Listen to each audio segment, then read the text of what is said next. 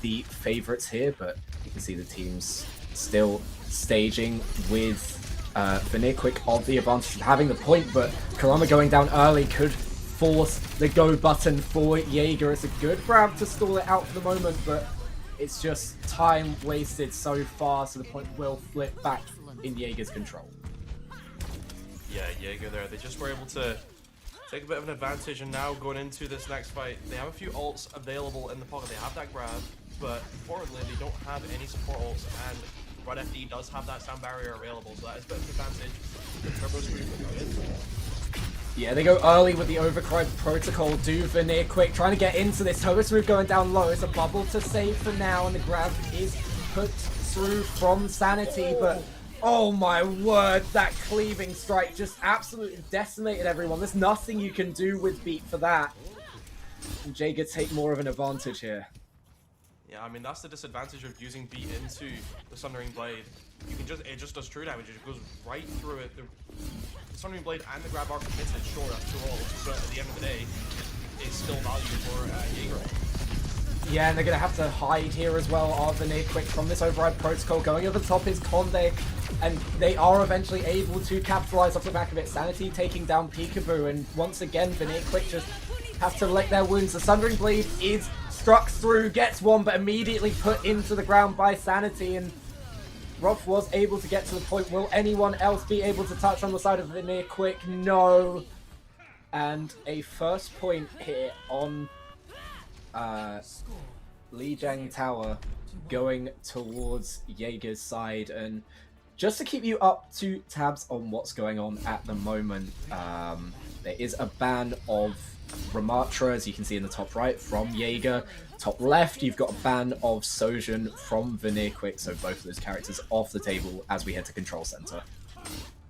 Yeah, and I mean, the Ram ban will stop any kind of brawly potential, or like very frontline holdy potential that VanirQuick could maybe go for. Zarya is probably the squishiest tank in the game, maybe alongside Junker Queen, but Junker Queen at least has some kind of self-sustain with her healing. Zarya only has her bubbles, which are, of course, quite finite, so the lack of that kind of ram might be punishing them a little bit, but the Zarya Vendetta is so meta. It's probably the best comp you can run. Realistically, Peekaboo getting chunked out a little bit by the nades there, but both teams just, the Hisk and the Lucio are just going to try to control this side and make sure Peekaboo doesn't get ran down by this Vendetta, and Rod FD just going to make sure to protect this Hisk again. Yeah, they managed to pen Jäger in a little bit, but look at the charge on Sanity, and now as they try to push forwards, it's both teams trying to gain the advantage with their own Vendettas, but Kurama going down so low. The bubble is there to sustain so far, and Turbo Smooth is the first one to pull the Vendetta on the other side of Jäger, and now that allows the punish onto Sanity, just caught forwards, and without the pressure of that Vendetta on the backline, you don't really have the time to stall out with the rest of the team. Kale does find Kurama, but a good start here on control for VanirQuick. Yeah, the bubble onto Kurama there was absolutely huge from Central A-Time there, but Peekaboo was just getting chunked by Conde's nades so often and not able to really get in the fight at all. Just confirmed every time I looked at Peekaboo's feet was below half. So yeah, and not able to have that look at how quickly that override protocol's built up. That's already on the table for Jäger, but they've got to be in an opportunity to be able to use it now. With Conde being able to get back from that initial engage, they pull the trigger and straight into Tomex, immediately going down to the only ultimate on the board with that Kitsune Rush in pocket, so it's going to be Mirror Kitsune's for this next fight. Yeah, I mean, that's that nade value coming in. Conde was just out pressuring Peekaboo in the kind of Emery duel, and then obviously Conde's going to get his ult out quicker. But now Peekaboo has built his Rod FD, pretty much has the beat, has it before Turbo Smooth has built that Sundering Blade, so maybe we can get a higher value beat off this time round, maybe just a beat engage. But Hill does have that smash as well. Yeah, they go in with the override protocol, knowing it can't be mirrored on the other side, but it only finds one as it's traded out immediately. Both beats and Kitsune's invested, so it's an absolute ultimate fest. But there is what could turn the tides here. The grab from Sanity doing work, and once again, it's only Central, Apan, and Tomex left on the point. It looked like there was some chance there, but immediately snuffed out by Jäger once again. Yeah, I mean, the engage. The start from Growlers was good. Jäger took the initiative there, and VanirQuick, they just had to kind of flounder a little bit. Peekaboo went for the override protocol, didn't find too much with it, and now Jäger have a bit of they have a percentage advantage, but an ultimate advantage is in favor of VanirQuick right now, because Samson did have to grab. Yeah, and they decide to go early. Both Sundering Blades used, but it's Karamas that finds the advantage, takes down the opposing ultimate before it can even be sent through, and Conde, although finding one, just going to decide to jump straight off of the tower and go back to spawn as VanirQuick finally get a foothold here on control center. That went about as well as it could have for VanirQuick there, not having to burn that grab and having Karama come up huge with the Sundering Blade. But look how close Conde is to this override protocol. There's basically nothing aside from the grab of VanirQuick to really go against that. And you can expect Central to use it right here, right now.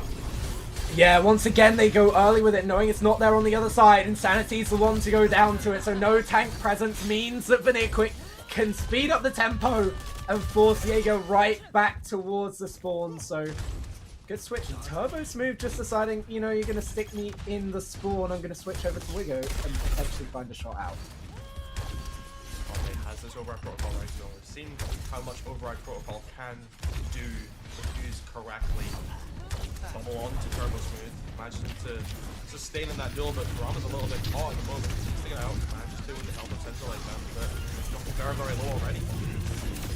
Yeah, you can see they tried to get through, but that bubble onto Turbo Smooth was also alongside another bubble that was used onto the tank itself, but they're fighting back into this. Conde's override protocol, and with the support of Turbo Smooth, finds both of the supports. And now with the point flip, they need to get back here quickly, VanirQuick. They are doing that as soon as possible. Karama's going to be marking main for the moment, just trying to get them back into the fight. And they know that they have the advantage in terms of the just charge that their Zarya has. Double ult for VanirQuick though. Rod FD a little bit behind on the beat. Kale, that's Jäger's advantage at the moment. He could rip through it with the override protocol though. Yeah, override protocol popped early. Once again, they want control his point, but Turbo Smooth immediately found Roth. And again, Peekaboo goes down without finding too much from the ultimate. Conde's now trying to put the pressure onto Central Apan, and while you can see on point Karama trying to do so much on their own, not going to be enough. And it is going to be a 2-0 of Lijiang Tower to Jäger, but a good fight put up there as they dug their heels in and stood their ground for VanirQuick on control center. Play of the game. Yeah, I mean, it was kind of looking a little bit doomed after that fight where Jäger managed to make it a little bit easier on that control center, on the ultimate side there. It looked like Jäger control the point, but I think VanirQuick, they just had a couple more tanky members alive at that time. I think they still had their Zarya, they still had their Vendetta, so they're able to hold a little bit more space and kind of deny Jäger from going in. But eventually, of course, the beat advantage for Jäger was just too much in the end for VanirQuick. But on control center in particular, you can tell it'll be quite a close series this, because Lijiang Night Market pretty close in percentage, 100 to 63 if I remember correctly, and that was basically a final fight for the point there. So very, very close between those two teams there. Yeah, and hi, welcome with us at VanirQuick, obviously, as we weren't able to go through the introductions just beforehand. I'm Avalanche, joined by Sky Knight, going to take you through tonight's matchup versus Jäger, a team that has come into this as the only team that hasn't played yet in EMEA Masters Division, but as the team that ended up winning the whole thing back in the previous season. They come in with the favoritism, I guess, and look to be the favorites. But of course, until they've played, you don't know that for sure. And VanirQuick's roster as well was a team that finished fourth in that Masters Division, so not too far behind. And if they're able to get things switched up on our second map, depending on where we go, could be a good sign of things to come for the team. Yeah, I mean, if you finish first in the previous season, there's going to be a level of expectation on you, right? You're going to be expected, even among not only the people like watching, but also yourself, right? If you finish first in a league, you're going to expect to be at the very, very worst a contender for the league next season. So Jaeger, they will feel confident going in, even though VanirQuick is solid. They did finish fourth, like you said. It's a solid team. Jaeger will feel confident that they can, you know, start off strong, because if there's any game you want to start off strong in, it is your first game against another strong team. That's because that kind of proves that, okay, we deserve to be here. We're still the top dog in this league. We can still win back to back in Masters Division. Yeah, and VanirQuick, I mean, unbeaten so far is a good look to start off with, but facing a bit of trouble here at the moment. I mean, a 2-0 speaks less than what those actual points were. Obviously, we didn't see the full amount of night market, but we saw the ultimates just being used maybe slightly better by Jaeger. But going into Control Center, even though it was sort of up to 90 to start off with, when VanirQuick were getting those fight wins, as soon as that started to happen, they looked really comfortable controlling the space and working with the mirrored composition that they were using to make sure that there wasn't too much for Jaeger to get in with. Yeah, and in particular, I would say the support ults in particular by Jaeger were very, very good. We saw Gralis start the fight with the Kitsune, taking that initiative, and that's what you have to do with an ult like Kitsune. Obviously, you can just mirror it. That is what you can do and kind of neutralize, or you can attempt to kite, but that decision needs to be made before the Kitsune is even used. We can't, like, you can't just see the enemy Kiriko Kitsune and then make the decision on what your team is doing in that moment. You need to know, okay, are we going to kite this, or are we just going to mirror and try fight it? And both are very acceptable answers, but ideally you want to start the fight with a good Kitsune that they cannot kite, and Gralis was doing that with his Kitsunes. And then in that final fight as well, Kale just had that sound barrier ready to go, and it denied the value that Peekaboo could get from his override protocol. It denied the value that VanirQuick could get from their Kitsune rush. So the support ults really showing, really proving their weight worth in gold, that Control Center in particular, in my opinion.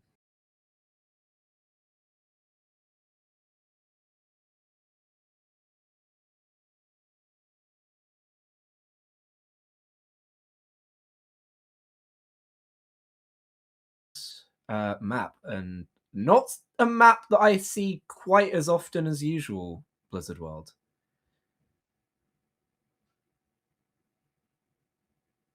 Of course, you got the Winston as well on the other side, so we've got both of those lined up here as our bans. And I mean, going into Blizzard World, you just want to take advantage on a map that you know is yours. You know you can look at it and be fine with it and go, okay, I have the advantage on this map over Jaeger because potentially it's not played as much, or potentially they just feel very strong on this map. But with Winston taken away, it's potentially going to be difficult to try and find the space on the first point and try and take that objective before getting onto the escort part of the map.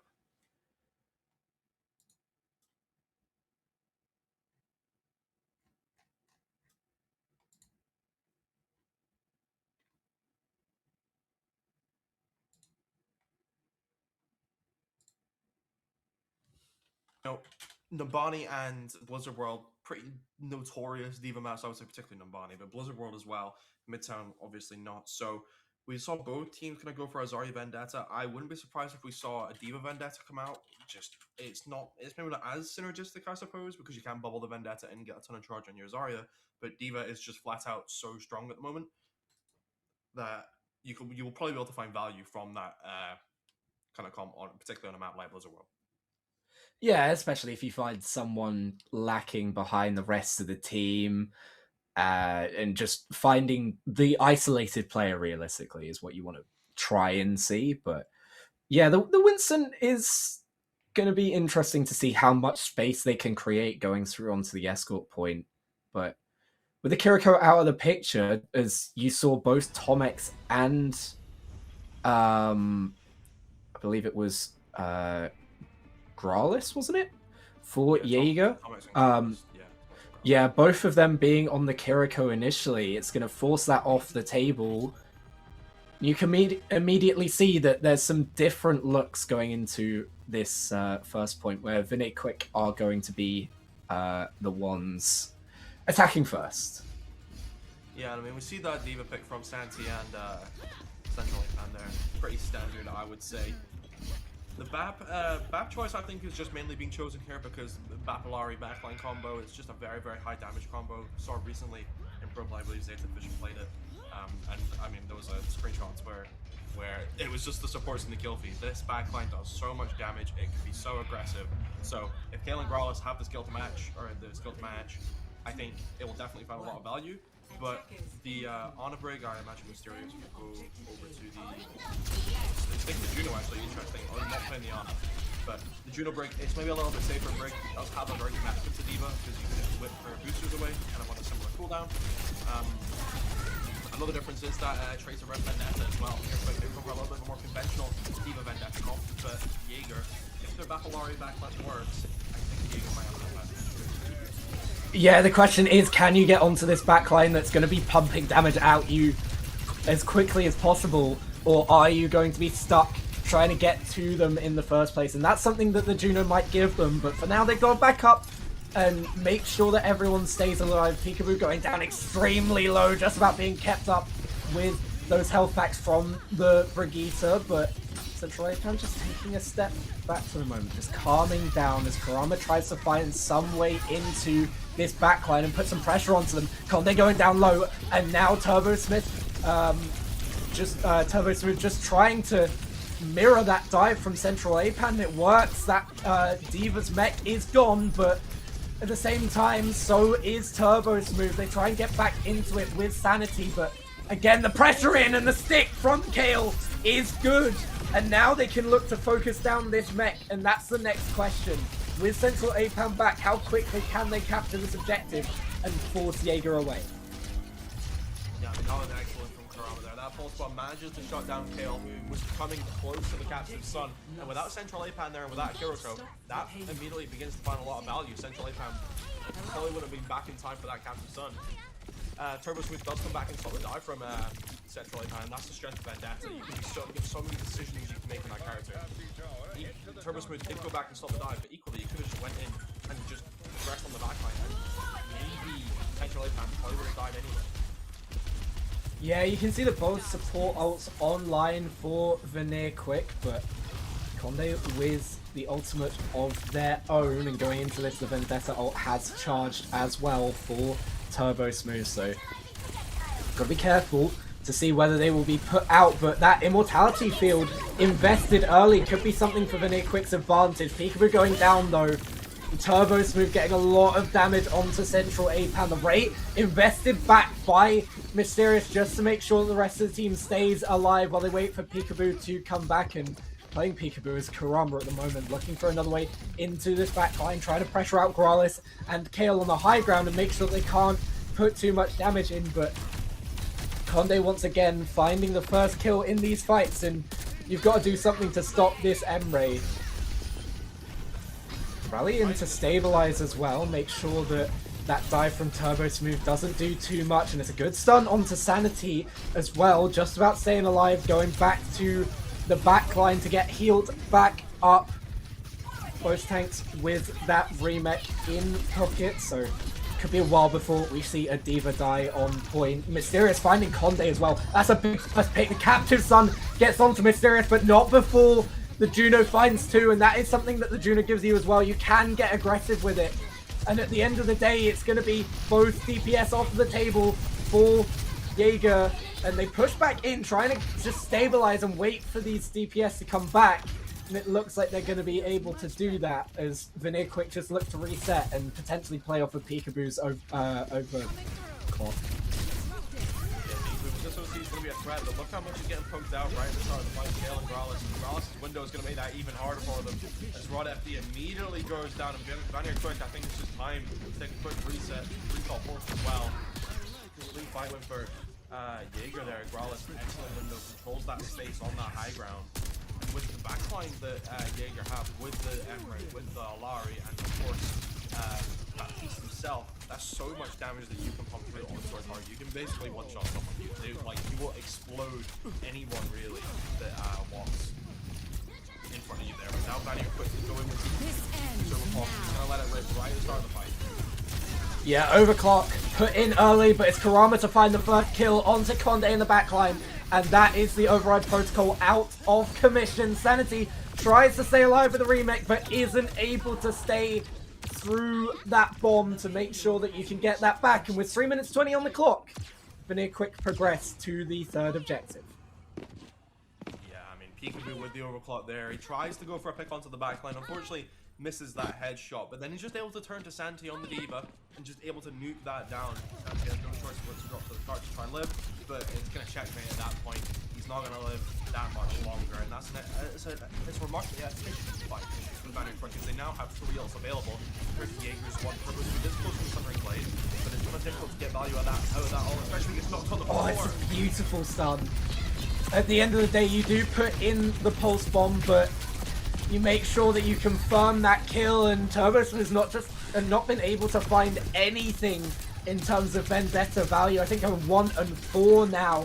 Now without the Vendetta, they're able to play forward. Sanity trying to play around the corner. Right click goes wide from Peekaboo, but you've been able to get that override protocol out of commission, and now with this Ray as well, you can just charge forward. Sanity down so low. That Sundering Blade finds Kurama, the first death of the map for the Tracer, but the amount of value you've got so far is big. They're going to force him back once again, but the other 3 ults are coming up on the board, and it's only the rally that's close for Kale. And Peekaboo immediately finding that rail shot onto Conde, decides to pop the overclock as well. Just trying to go quickly here and force them in. They're penned in as well by Central APAN, just forcing them back into the corner. They need to rally to stay alive and stay in control on their defensive side. And once again, you can see them just kite this, just make sure that it's not getting much availability. Sanity as well goes down, and the bomb on point. It's just going to mean that that raid does do nothing. They're able to get away, but that means they fall into the clutches of Kurama, who's doing so much on this Tracer right now. Rod FD eventually just putting the cherry on top, but VanirQuick look a lot more at home on Wizard World. Yeah, the glory goes to Kurama there with the amount of kills he was able to get on that Tracer. But credit has to go to Rod FD as well. Peekaboo started that fight with the overclock, managed to bait out Kale's rally, which, well, I mean, Kale's rally was very, very good. But then that allows Rod FD to just go in swinging with that rally.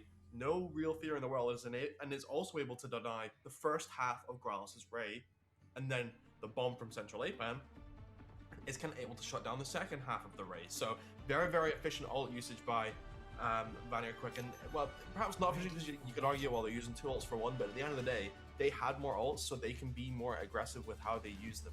Peekaboo was able to start the fight with the overclock, and you always want to start a fight with overclock. It's such a good engage ult, such a good ult for taking space. But when they had that first pick onto Conde, that railgun snipe, it's an obvious opening to go in with the fight. If you know you have more ults, then you need to just press Q and use them, and a lesser team wouldn't have done that. So credit to VanirQuick there, but it's not all bad for Jäger. 1 minute 25 on the clock it's a reasonable amount of time, it's a respectable amount of time, but I think now that they've found a bit of a better, more comfortable, more stable backline, I think they'll look a little bit better, because the Baccalaria wasn't working the way they wanted. Now they're mirroring the Brucuno.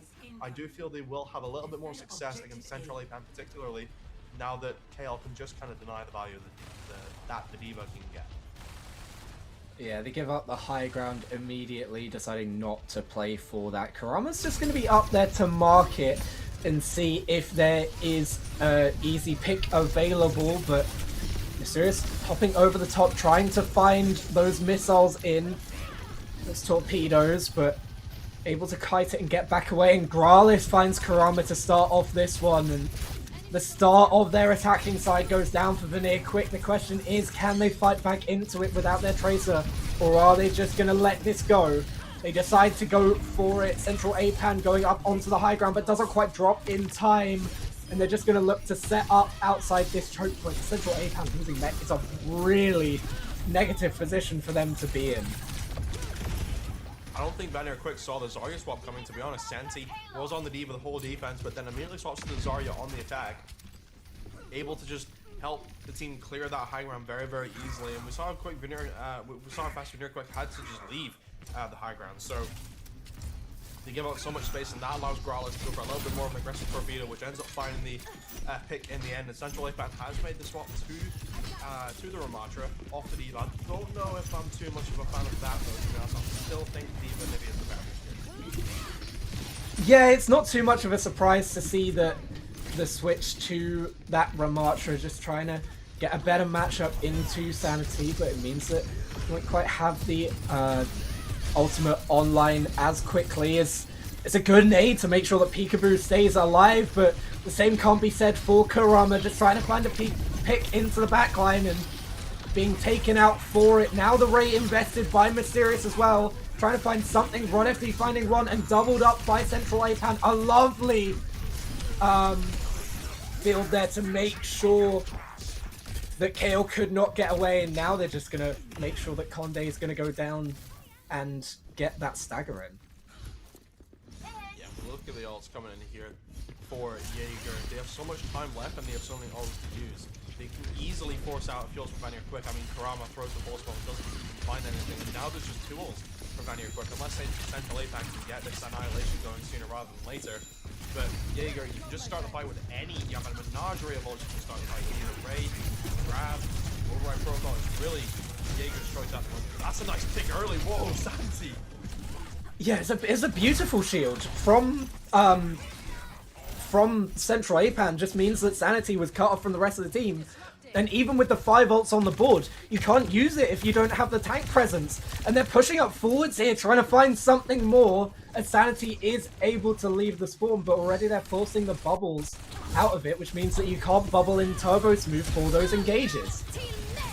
Aggressive rally from Ron FD as well. The Ray comes up from Growlers as well as the grab from Santi.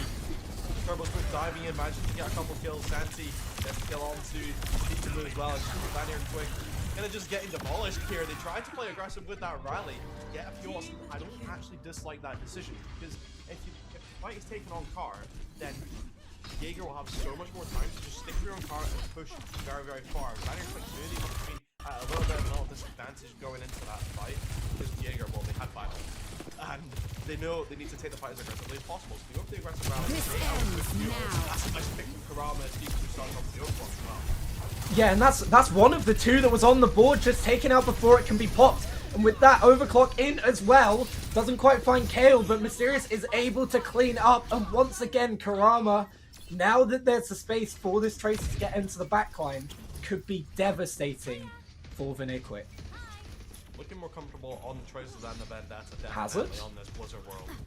Hazard swap is interesting. Hazard coming a little bit back into the meta, more popular at the moment. Obviously, D.Va and Zarya are a little bit more common. Seeing neither of them though is a little bit refreshing, but Jäger do still have this Override Protocol and the Sundering Blaze. VanirQuick have only really got nice. Okay, well, Protocol kills the pile on a Huge pick. Absolutely massive pick.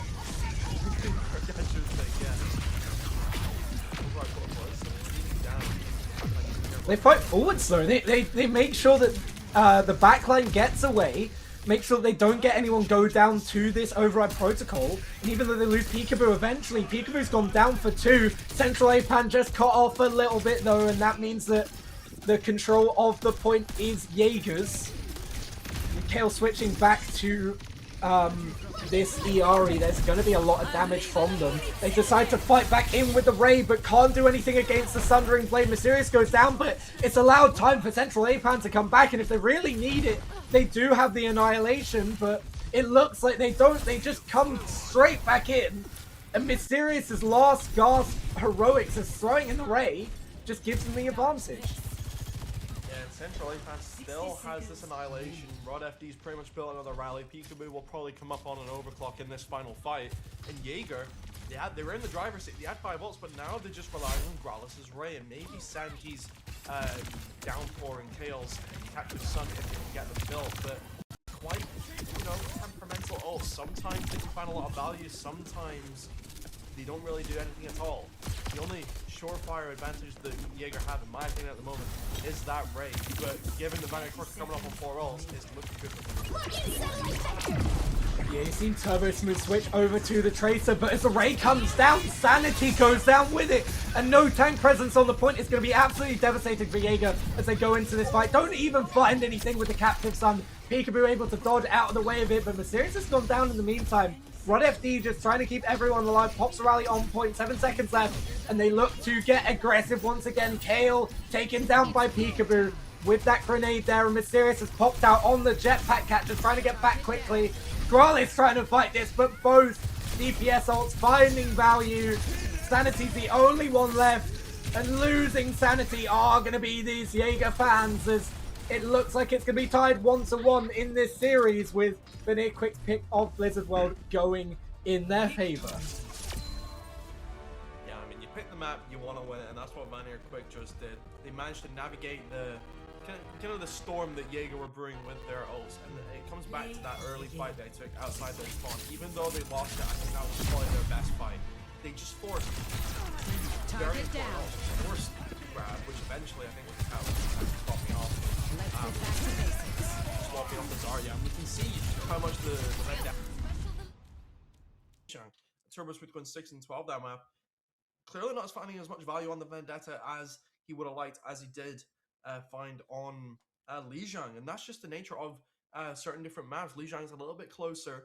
Yeah, it's a little bit closer range, particularly Control Center, so Vendetta can kind of get in a little bit easier. But the Juno Break, alongside Central Pan on the D.Va, eventually going to the Ram, just felt like they were able to shut down Turbo Smooth, very, very easily and live through the dives.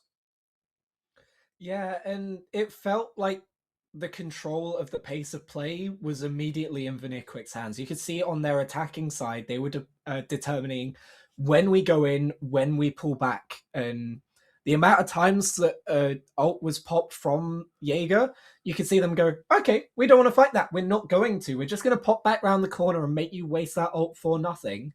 And then they can go in, they can determine the pace of play. They can decide when they want to pop their ults, and it felt like they were doing that to a greater value than Jäger were able to, especially when Mysterious on that Juno, I think it was something like 16k healing with about 5k damage as well, and something like 20 and 22 on the entire map. A lot of the time the supports get overlooked a little bit, but I felt like Mysterious had a really, really good control on using that Juno speed ring to make sure that they can engage and disengage as needed.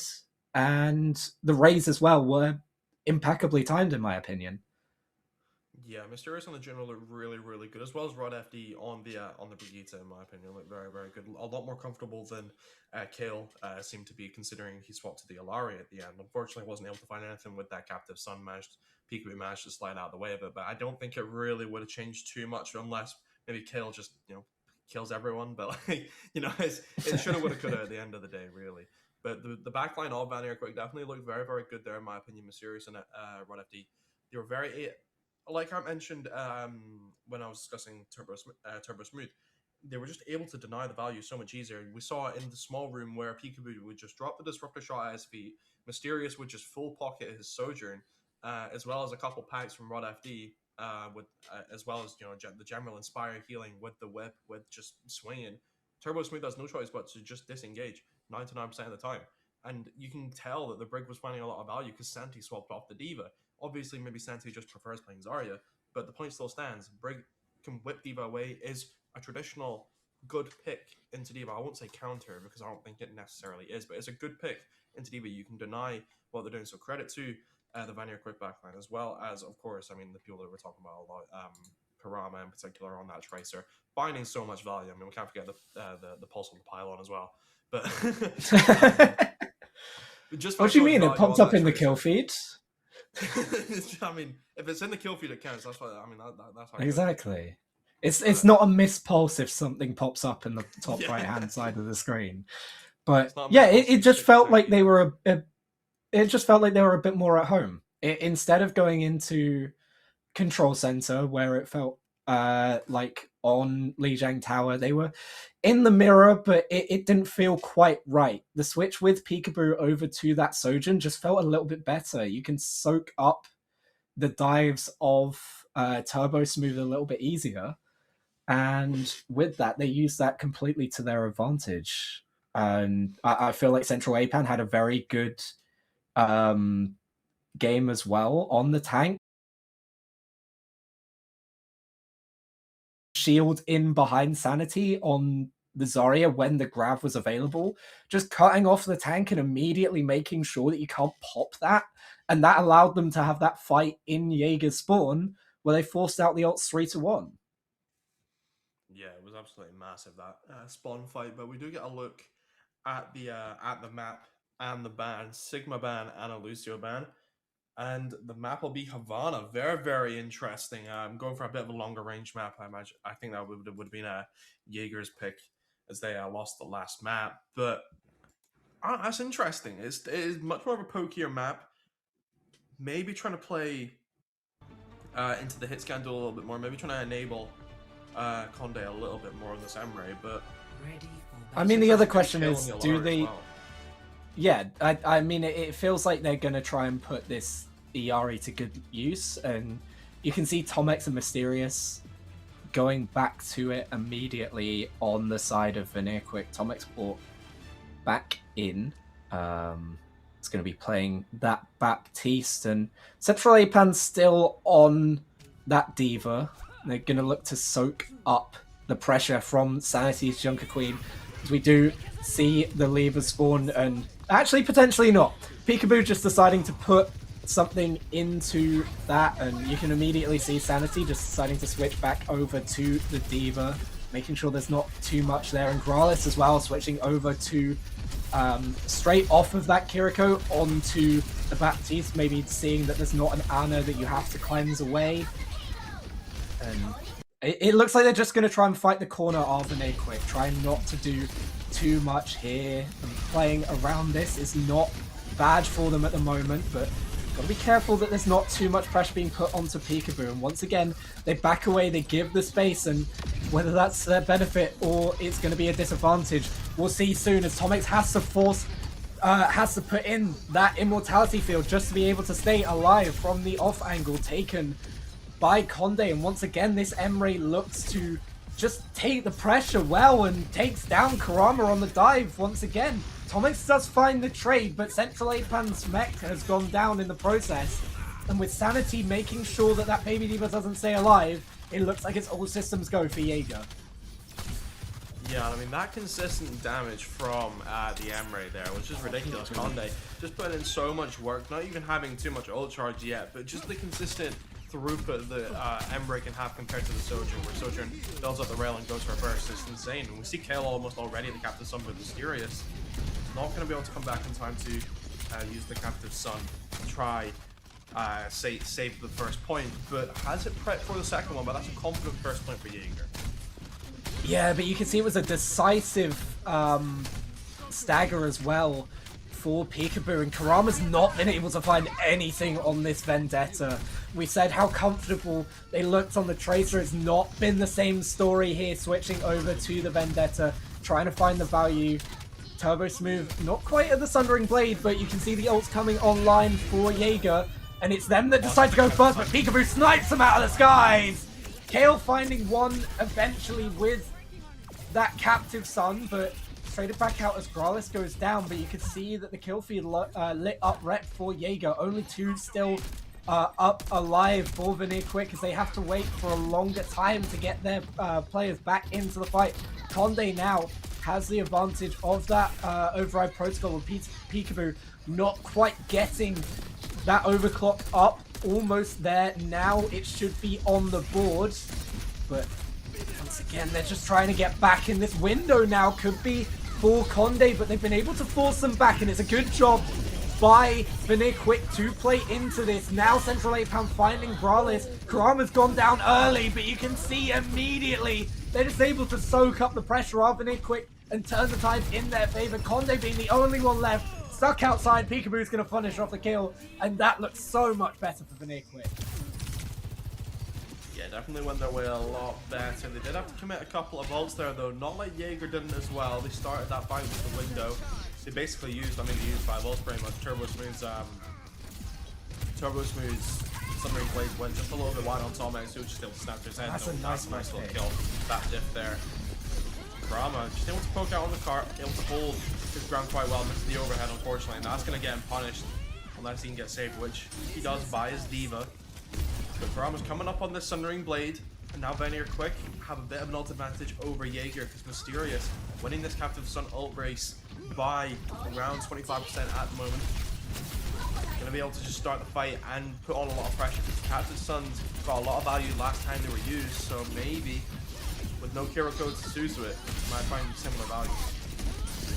Yeah, they try and push up to the high ground, do Jäger just staging up to the top, but Tomex, even with the window pop, just doesn't have the sustainability to stay alive. Conde finds that kill with the grenade, and then at that point, that window is useless. The Captive Sun is shot through by Mysterious, only finding Gralis, and even though they get the kill eventually, they invest so much, and Kurama gives his life to get the kill as well.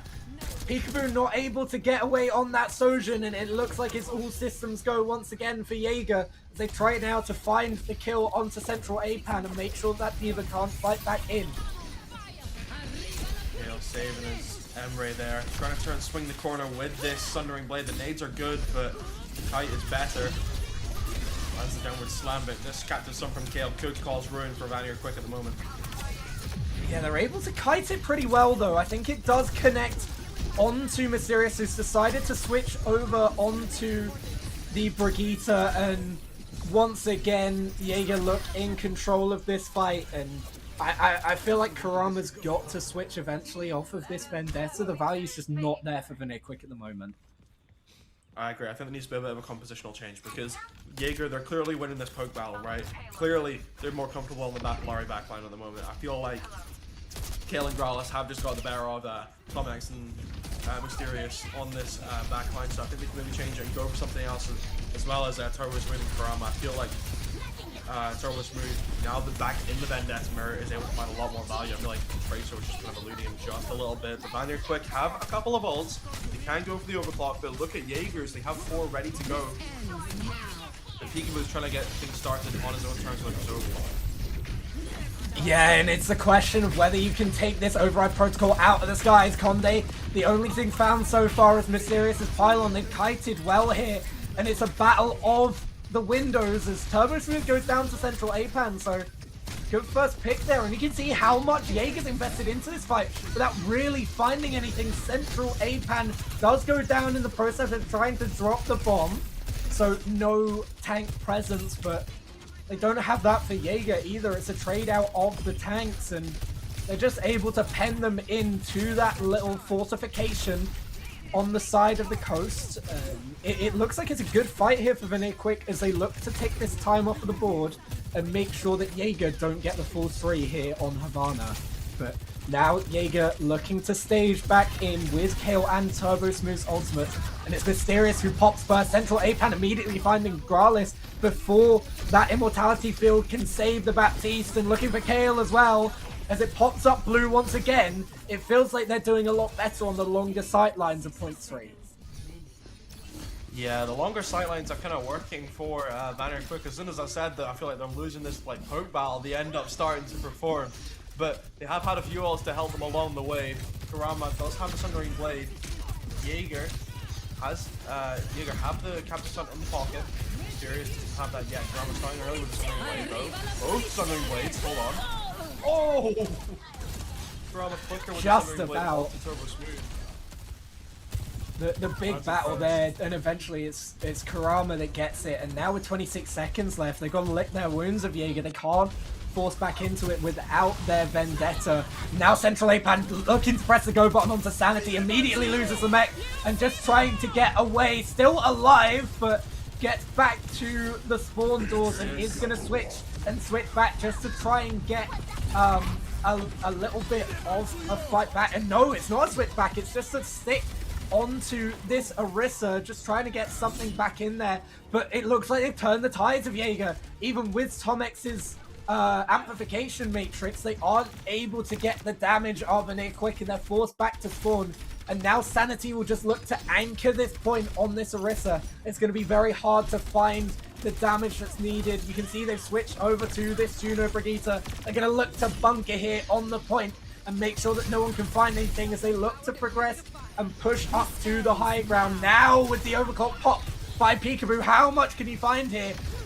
And with Conde just backing up away, it's Kurama that goes down first. Can they find the kill onto Sanity? This would be huge if they can take out this tank, but no, they can't find it just yet. Sanity's going to come back up, and Mysterious loses out of the battle.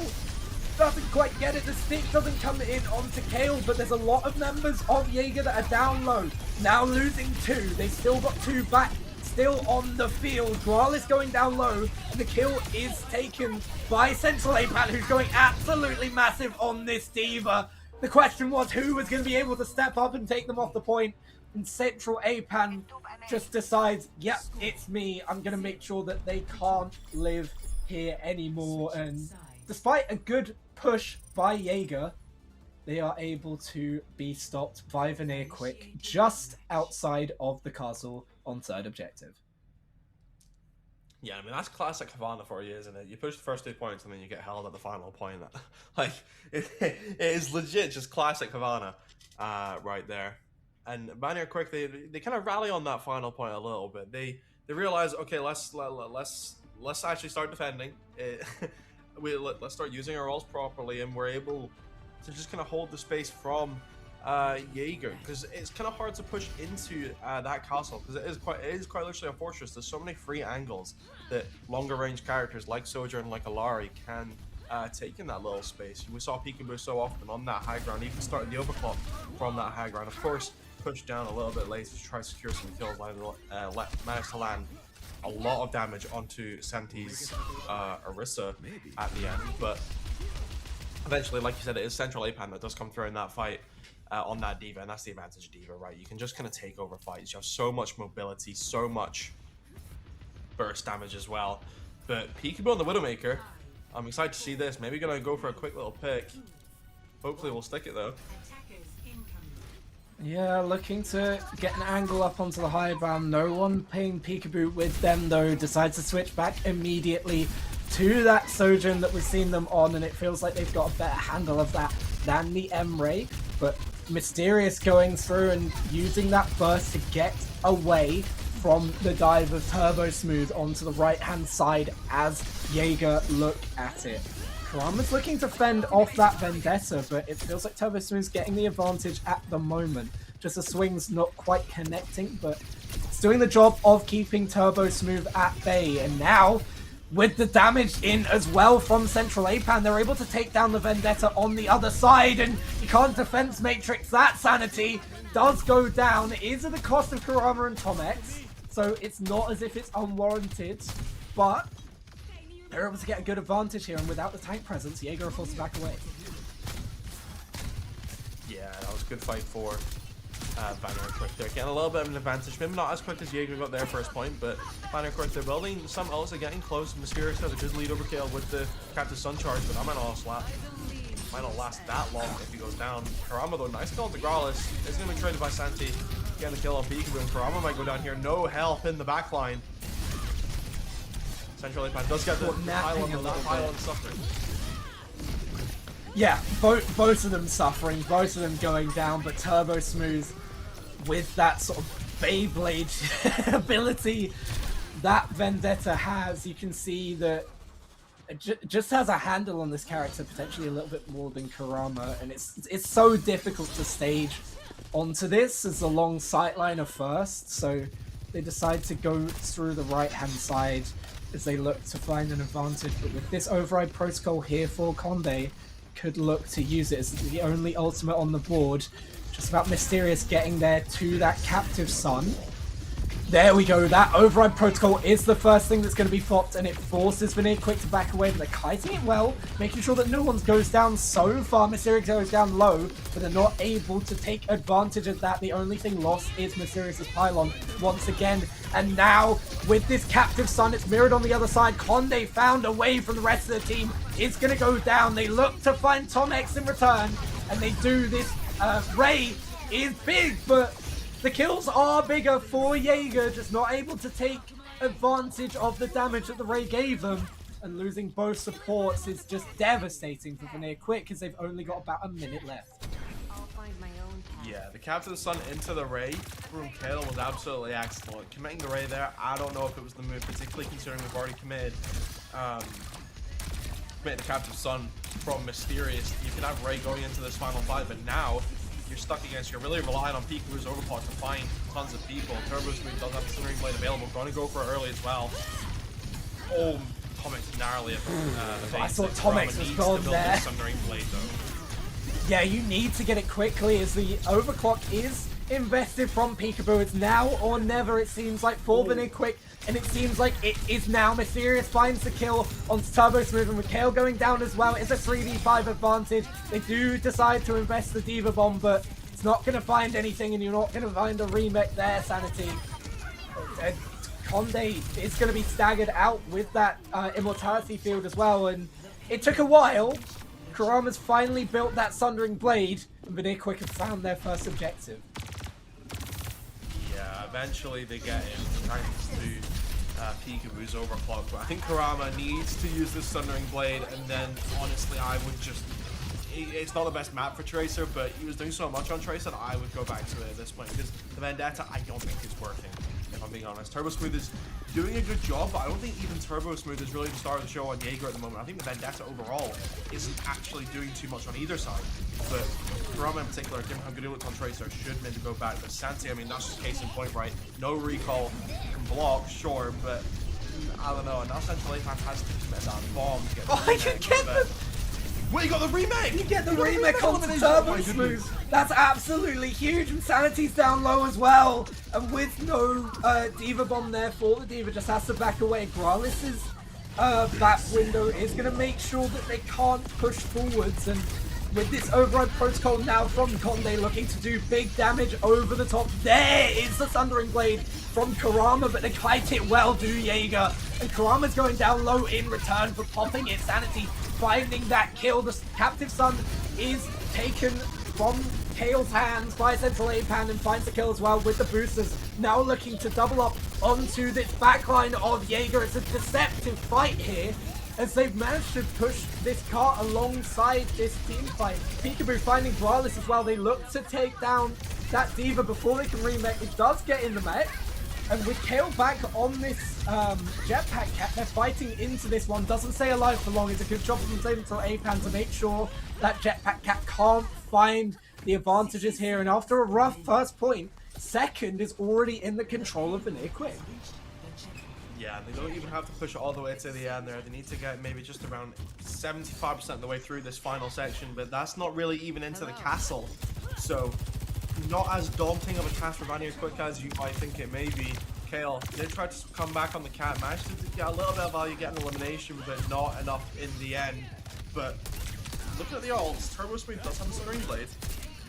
Meanwhile, on the other side, Central APAN built this bomb, and it's really on Tom X and Peekaboo right now to get their ults going. Because you're going to expect Mysterious to have a continuing rush ready to go. But for the final fight, you really want that raid, you really want that other bomb. Yeah, you can see both Vendettas trading out the stuns, but Kale's first pick onto Mysterious is huge.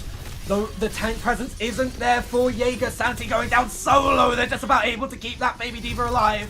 But that means that no one's setting sights onto Turbo Smooth to keep that Vendetta alive either. Kale does find Kurama with the burst. And that bomb there could be big if they're able to get the remake once again. Kale going down to Tomex, trying to stay out the sightline of that bomb. Instead finds the sightline of Tomex and looking to play off of the high ground is Gralis, but taken down immediately by Kurama, forced to drop from that high ground. And now you can see how close this point is with that Kitsune rush. Are they going to be able to take control of the objective? Conde scything them down from the high ground, but They're able to stay out of the sights of it. Central A-Ban and Kurama is onto them at the moment. They're forced back. So close to the victory. It's in their sights, but they can't quite get there. They do have 46 seconds left on the clock, though, and with a few big ultimates coming back to the table, they're going to look to go quickly again. Turbo Smooth looking to hold down the fort, hold down this fortress that they didn't quite push into on their attacking side. They are still staying there. Here is the Captive Sun. Could be huge onto the backline, but it's cleansed. It's an amazing cleanse. And Peekaboo finding one. Finding Kale and that pylon as well. And as they look to flip the script here to VanirQuick, that bomb's going to keep them off the point for now, but not for long. It looked like they were out of it. That first point was so long for them to take, only 20 seconds left when they got into the refinery. But from there, the distillery, sorry. But from there, VanirQuick just, it seemed like the tempo switched, and on that third point, absolute dominance. Yeah, I mean, as soon as they managed to crack that first point, they were able to really get going, and it feels like they're of Havana that everyone kind of struggles with, right? It's either like every point has their tricky spots, right? And for Jäger, that was third. For VanirQuick, that was first. But when they were able to get through there, it felt like Peekaboo was kind of unlocked a little bit, had more room to work, or had, well, it was beneficial for Sojourn in the way that there's like a lot of good slide angles on the third or on the second point, sorry. Maybe a little bit more advantageous than Emre. But on the third point, the range of Sojourn and and just the projectiles in particular, I feel like we're just able to let Peekaboo do so much value, or get so much value, and as well as Central A-Pan on that Diva, getting them initially to that penultimate fight, getting them to the objective. Managed to went in, made Kale 1 HP, had the Diva Bomb, had the remake just to be able to sustain, and then I don't recall who got the final blow on Kale, but it helped. But Central A-Pan helped set up that kill for his team very, very well, and it leads them into the final fight because they know that they can lose a couple fights, but they just need to get some ults out, which is what they managed to do. They managed to get that override protocol out. Sure, they traded the Kitsune, but you can press tab, you can see, oh look, we have Orbital Ray coming up. Oh look, we have Overclock coming up. Let's just chuck the Kitsune in. He's gonna override protocol it because he has to, or else they lose. Then we just come back better and stronger with, I mean, Overclock and Ray, like his kind of 2 fight winning ults in one, right? Yeah, absolutely. And the thing that we've not talked about so far with them winning this map is it's the map pick of Jäger. Jäger went into that map choosing Havana as the place that they wanted to take VanirQuick to, and taking that really just flips the script that we look at so much. We have a look at these maps, and they usually go in favor of the team that's banned it, right? It's the team that picks it that takes the favor. You know, you have so much control of where you want to play and what you want to do that you don't often see it flip to the other side. So even in these tight matches like this, you usually see it going 3-2, with whichever team wins out that first map being the one that takes the series, just because they're able to hold serve almost. But with VanirQuick taking Havana off the hands of Jäger, they're now in the driver's seat of, yeah, it's now Jäger's pick, but they do have the final map of this best of 5 that they can go into knowing that they can pick it. Obviously not with a wide map pool, but having the first ban there as well feels like it's something that they can use to their advantage. Now the only question is, can they play this mirrored Kiriko Lucio that we've seen for so long to the level that Jäger have been able to? Because that's the backline that we saw on that first map of Lijiang Tower, and since then both of those two have been banned to make sure that Jäger couldn't play those two, and now instead they're both going to be in the pool unless Jäger do decide to take them out for themselves. But with the fact that the only map that they've, whether you decide to do that, and they don't, they take out the Sojourn instead, and it looks like they're going to try and force Peekaboo back onto a less comfortable Emre pick. I think that's a very good ban from Jäger. They know that Peekaboo is more comfortable on the Sojourn, and they know that Conde can get the better of Peekaboo in that Emre mirror. The Zarya ban from VanirQuick, though, I also think is an excellent ban. We've seen how much Turbo Smooth has been able to do on that Vendetta, so neutralizing that combo, the Zarya Vendetta combo, is very, very good, in my opinion. Going to be able to shut down a lot of the value that Turbo Smooth will be able to get, because this is a much more Vendetta-friendly map. You can get away with a lot more than you could on Havana, because, I mean, it's like I said, it wasn't just Karama struggling on the Vendetta, so was Turbo Smooth. The Vendettas on that map had like 16 and 15 deaths, right? So they were dying a lot, right? So Yeah. they were not living, and that's to be expected. It's a difficult map to play Flex DPS. It's a difficult map to play Vendetta on. It's a very long range map, and you're playing a melee character. You're going to die a bunch. That's just the way it goes. But on this map, you'll be able to get in and out a lot more. There's a lot more, closer areas. You think inside, particularly the indoors areas. There's not much room for kiting or leeway, as there may be on Havana, right? There's not exclusively long range areas. Maybe aside from like the very end and like the checkpoint, maybe that's like the areas where it kind of gets a bit long range. But even then, you still have a few good flanks you can take on the Vendetta that you can use to get in and out. So I imagine we'll see Turbo Smooth maybe come into a little bit more of a zone here, but we can maybe see Karama go back on that tracer. I hope we see Karama go back on that tracer, because it looked very, very clean on Blizzard World, and I think it could also look very clean on Runasapi if VanirQuick decide to commit to it. Yeah, well, now VanirQuick 2-1 up in this matchup. It's Jäger's map pick, the last that they're going to have this series. Let's see if they can take advantage of that. And it is going to be the mirrored backline once again. Rod FD back on that Lucio. Tomex in as well. So Mysterious out for VanirQuick, Karama and Peekaboo. The cast there from Peekaboo. Not what I was expecting. I was expecting to see the Emre mirrored, but could this work in their favor? I mean, I think Cass, it has to be a comfort pick here. Clearly not wanting to take the Emre mirror. Emre is just better than Cass in the meta at the moment. Maybe Peekaboo will be able to shut down Turbo Smooth on this Vendetta a lot easier, especially considering there's not a bubble. But if Conde's allowed to, scale and take angles, Conde will naturally do more than Peekaboo on hit scan.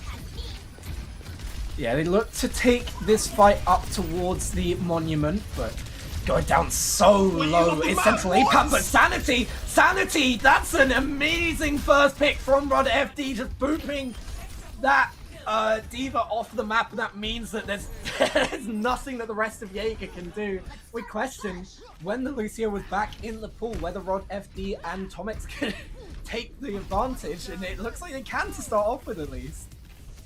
Yeah, I mean, it's safe to say that Rod FD has a bit of an ult advantage right now over Kill, thanks to that boost kill. Double the amount of ult that Kill has, well, approximately double the amount of ult charge that Kill has at the moment. Peekaboo doing a good job of building that Deadeye as well. Deadeye builds very, very quickly because it's quite a low value ult. But he's ahead of Conde in the ult building right now. That's really looking good for VanirQuick as they round this corner, getting close to the checkpoint. That's an immediate nice pick, and that's the Cassidy coming into play. Didn't even have to use the Hindu name, but the amount of damage you can do with the headshot is absolutely massive. Yeah, they just can't hold the corner here. And Central APAM's taken out Conde immediately. And as well as that, Kale and Sanity fall. And you can see just how much VanirQuick feel like they have the momentum here as they take this first point, and forward spawn's going to be in their favor. It doesn't quite come in time for Peekaboo though. Enemy forward spawn. Yeah, look at the ults as well. VanirQuick, they do have that sound barrier ready to go. Peekaboo has the Deadeye, Tomex has the Kasuni Rush. VanirQuick, big advantage at the moment with the ults. They can engage, probably beat engage, because look, Rod FD will probably be back to another beat relatively soon, and there it is. Yep, they go for it initially. Karama, the only one that doesn't have an ultimate up for VanirQuick, and none of the side of Jäger. Can they use that to their advantage to get a snowball? And Peekaboo takes down Turbo Smooth, the one to try and get this fight back in their favor, and they're forcing them back into the spawn room as they have just one sat on the point. It means that Tomex can't keep Peekaboo alive. So down a player, but still up in terms of ultimates. 3-2-2 for this fight of the players that are going to be available. They just look to get back here and back away. Turbo Smooth being taken back up by Gralis, and it's a good job to kite the rest of the team while they wait for Peekaboo to come back. They still have the forward spawn here, and they've taken a fair chunk out of that point from the forward spawn to the next objective. There comes the Sundering Blade, but doesn't find anything. They kite it well, do Jäger, and they invest this Kitsune rush as well, but instead of mirroring it, they're just going to look to try and back away and use their own soon, and now they reinvest. Now they go in with it, knowing that they don't have their own on the other side. Conde decides to pop this override protocol, and it goes huge, just taking so much damage out of VanirQuick. They do manage to save Tomex, but not for long. 1-for-1 trade, and that's going to be nowhere near enough at this time in the fight. Central APAN, the last of four. Yeah, I mean, that fight was beautifully navigated by VanirQuick, in my opinion. They were able to kite Gralis's Kitsune, and then Tomex is able to go back in with his own. Kale has to beat it, and Conde wants to override protocol. So that's 3 ults for 1, basically. Now, when you have a lower value ult like the Deadeye on your team, where it might not be as, pop off as the override protocol, you need to take those very efficient trades for Peekaboo off eventually, though. But VanirQuick, they're probably just going to try to swing the corner with the new and get as much space as they can afford. Space for Karama to scale up a little bit. Damage from trying to play this corner, make sure there's no way in for Turbo Smooth, but there is the way in, and Rod FD going down as well early. It's just going to force the fight loss. Tomex once again finding one, but that's all they get. Central APAN decides to die on the point, but I don't think they'll be able to get back in time to deny this forward spawn advantage for Jäger. Forward spawn advantage is going to go to Jäger here, and they're catching up in ults. VanirQuick, they've not used this Deadeye, they've not used this bomb. Maybe Central APAN just needs to go for a very, very aggressive push with the rest of his team. Red FD is winning in this beat building. The supports as a whole are winning this beat building. Ooh, not all building, sorry. Deadeye does come out, but it's easily kiteable by Jäger. But now VanirQuick can maybe just steal the bot a little bit away from Jäger, as they have to take a full rotate around the map.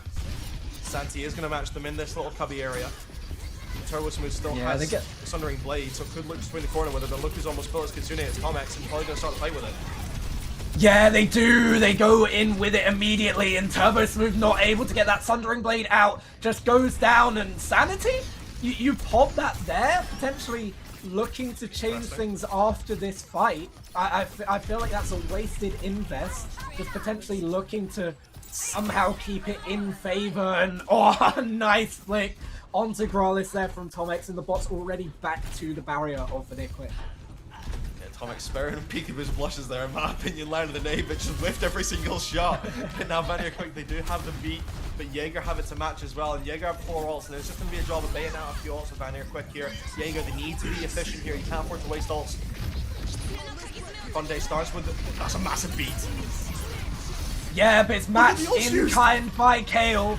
And Karama uses stays as well, but they put in everything to Jäger just to get the bot away from their spawn. And it's a good kite from the team of VanirQuick. Now they invest this high noon, and it gets the advantage of taking down Sanity. The death of that Diva is going to be massive, and they don't have the ults to reinvest into the next fight. Still trying to get the kills here. They're not quite finding them, but now they fall. It's an absolute waterfall as it lights up blue for VanirQuick. With the bot already still here, they have 3 ults to their favor, none on the other side, and you can see how close the bot is to the final objective. And they've lost the mech as well. Without even investing in ult, they've taken down Sanity's mech, goes back into spawn to try and get the mech back. But again, that's a bit more time that they're not investing into taking these fights. Karama going down low, trying to push forwards. But now, with that Sundering Blade, trying to find something. Turbo Smooth as well goes down, trying to find Peekaboo, but Peekaboo says goodbye as well to Conde. So both DPS off the table for Jäger. It's a traded fight, but it's a fight that VanirQuick will absolutely take at the moment. Tomex staying alive with the help of that Suzu and taking down Growlithe as well. You can see that Tomex wants to play this Kiriko. They're not quite going to get it to that final objective, but it's so close, and it's a mountain to climb back for Jäger now to stay in this one. Yeah, I mean, that fight where they just dropped everything in the kitchen sink, I don't know what happened there. They used 4 ults in a single fight, and it's not like it was 4 weak ults either. It was over a protocol beat Sundering Blade, and I think it might have been Bomb as well, or Kitsune. I don't remember which one it was. There was too many for me to remember. Now, VanirQuick, you do have a few ults in the pocket. Pikachu starts with this new, and it won't be finding the same value as it did last time if Jäger can't kite it. What is this? What is this flank? No way. It doesn't make it in time. Yeah, it doesn't quite get round there, but it's bought them the space that they needed to make Gralis invest that Kitsune rush. Tomek's not having it in kind, but with the kite, they're able to back up, and now with the beat engage, it's going to force it out from Kale as well. Override protocol from Conde, and then once again, Jäger just putting in the kitchen sink, trying to stay alive in this best of 5. Tomex with a perfectly timed Suzu as well, stays alive with that. And the ultimates just aren't finding what they need to for Jäger right now. Central Apan takes down Conde, still stuck in the backline. Tomex goes down in kind to Sanity, but you can see that they're still willing to push forwards here. The two remaining members of VanirQuick, Tomex and Rod FD, but they still got the advantage of the forward spawn. They weren't able to push the bot back, were Jäger to that central objective, so they're going to be back in this fight quickly. Are VanirQuick, and with Central Apan, with this bomb, you can play a little bit more aggressively. Doesn't mean the Kurama can stay alive though, just caught a bit too far in the backline. Does a good job to stop the engage from Kale and Turbo Smooth, but Kale goes down in turn. Kill out onto Peekaboo from Turbo Smooth, and this Vendetta just trying to sweep up the kills. Eventually, it will be VanirQuick that will fall, and Turbo Smooth just taking over at the moment. Absolutely massive from the Jäger Vendetta there. Coming up huge in that fight. The little quick melee onto Tomex, and then the projected edge onto Rod FD is huge, but VanirQuick, they're not going to be too mad about that. They stalled so much time in its final push territory for Jäger. They need to push it all the way, pretty much here and now. VanirQuick will just stall for a final fight. You see Jäger trying to get back to an advantageous position, trying to kite so that they're all there, so they're stable, because they know this is it. They know they need to make it happen now, and they know that Tomex has this Kitsune ready to go, and Rod FD's coming up on his own ult. Yeah, immediately Turbo Smooth goes down, and the thing is, you found that final pick onto Conde. It didn't look like it was going to be too much, but it means that Emre's not going to be in this fight. And is this the last stand of Jäger? There's only one left here. The bomb is popped by Sanity, but can you stay alive? No!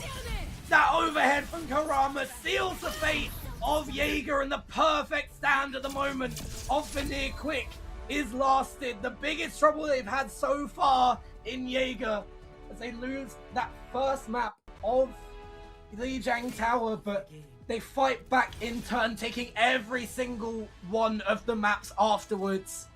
And VanirQuick stating their claim onto Season 17 of EMEA Masters, taking down the top dog from last season and keeping their...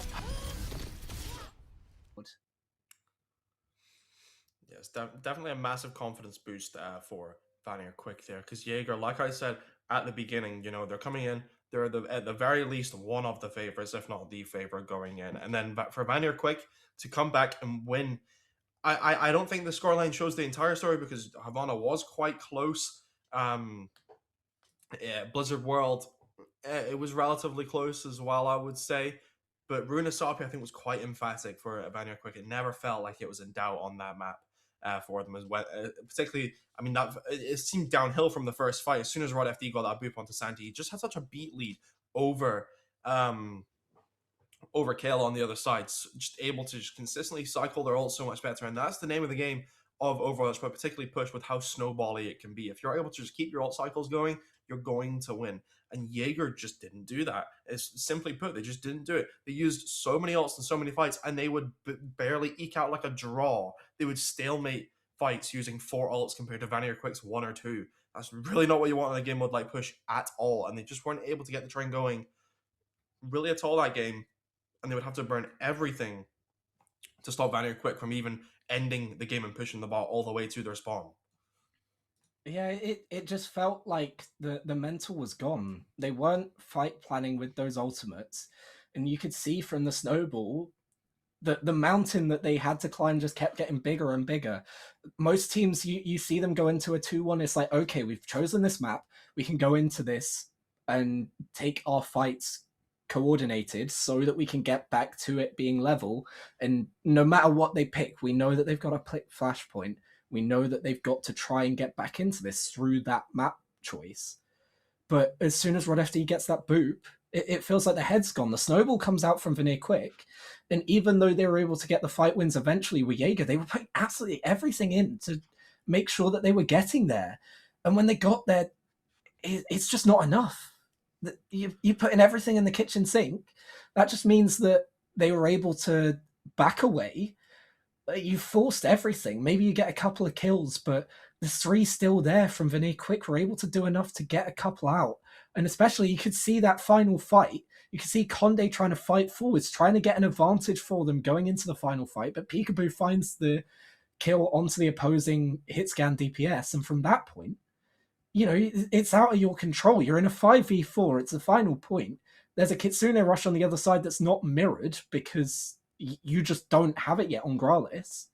And it felt like it was curtains as soon as Conde goes down. They try and stay alive. They try and fight back into it. Santi just tries to, with everything, and being the only one left alive, puts in the bomb. But the final nail in the coffin for VanirQuick is executed. And they went out that fight, and the momentum that they had coming from taking Havana as the map pick, they're still able to get through. And at the end of the day, you're up 3-0. The only remaining team that hadn't played so far was Jäger.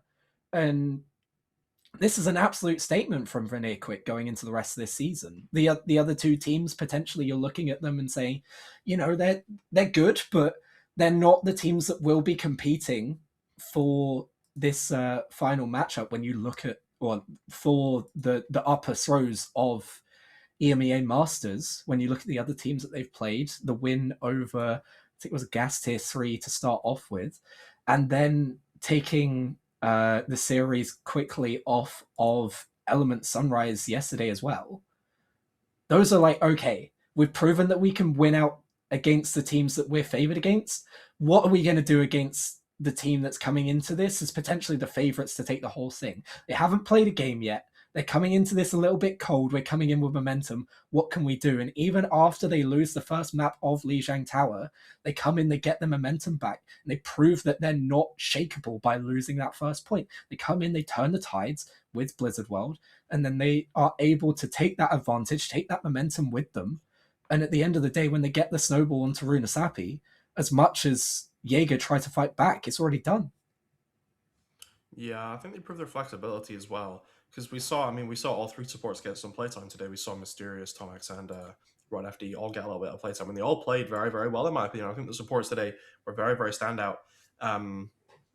For VanirQuick, it's rare that all three support players will have a very influential part in the victory as a whole. Because usually, it's two starters and then a substitute, but the cycling and then making sure all the supports get some playtime, so they all get to actually enjoy playing the game, but also they all brought something to the table. I mean, we saw Rod FD doing very, very good on that main support, on the final map, getting that to boop onto Santi.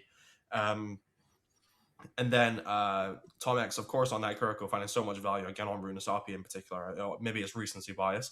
But then Mysterious on Blizzard World, just finding so much value on the Juno. So credit to the backline in particular of VanirQuick, played very, very well today. But credit to the whole team, and commiserations to Jäger. But there is the whole season left for them, and it was only their first game. So who knows? Maybe it was just a warm-up game. Maybe the champions aren't shaken yet. Yeah, absolutely. But a big scalp to claim for VanirQuick, and as they look forwards, there's still a couple of matches this week that we will bring you, barring any sort of. It's what they're scheduled for now. We know that Masters Division does have a fair few reschedules, but for the moment, they're looking at Mew 3 on Wednesday and then into facing Moss on Friday.